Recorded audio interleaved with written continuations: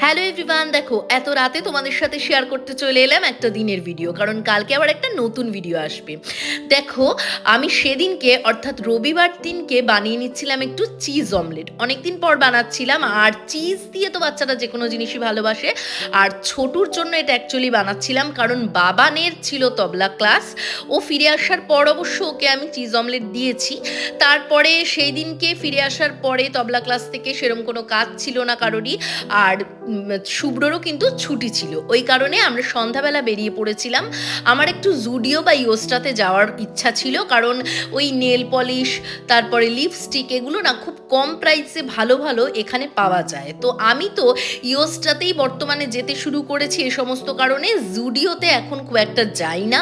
তো আমি ইয়োস্টাতেই আলটিমেটলি গেলাম। গিয়ে কিন্তু আমি বেশ কিছু জিনিস কিনেছি, যেমন লিপস্টিক, নেল পলিশ, এগুলো অনেকগুলো কিনেছি। কানের দুল, এগুলো না খুব কম প্রাইসে পাওয়া যায় এখানে। যাই হোক, তারপরে আরও কিছু জিনিস কিনেছি যেগুলো ড্রেসের মধ্যে পড়ে। তো তারপরে কিন্তু আমরা চলে গিয়েছিলাম একটু স্টার মলে, এবং সেখানে গিয়ে ওই আর কি একটু খাওয়া দাওয়া, একটু গল্পগুজব করে রাত্রে ঠিক করলাম ইক্কিস দেখবো। তো আমাদের সাধারণত এইরকমই উইকেন্ডটা টুকটাক কেনাকাটা এবং সিনেমা দেখে কেটে যায়।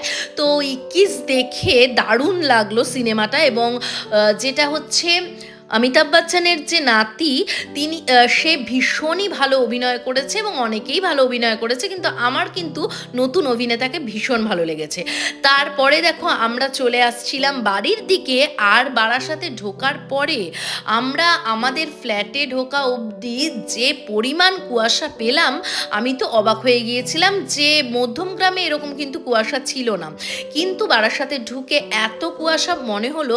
আর এই যে কুয়াশাটার মধ্যে দিয়ে গাড়িটা নিয়ে যখন যাচ্ছিলাম, একটু ভয় লাগছিল, কারণ অন্য গাড়িগুলোকে বা লাইটগুলোকে খুব একটা দেখা যাচ্ছিল না।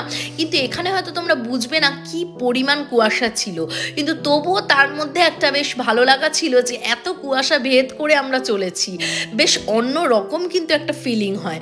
তো যাই হোক, তারপরে এই কুয়াশার মধ্য দিয়ে আলটিমেটলি বাড়ি ফিরলাম। সেদিন বেশ কিছু টুকটাক জিনিসপত্র কেনাকাটা হয়েছিল, সেগুলো তোমাদের সাথে পরে শেয়ার করব।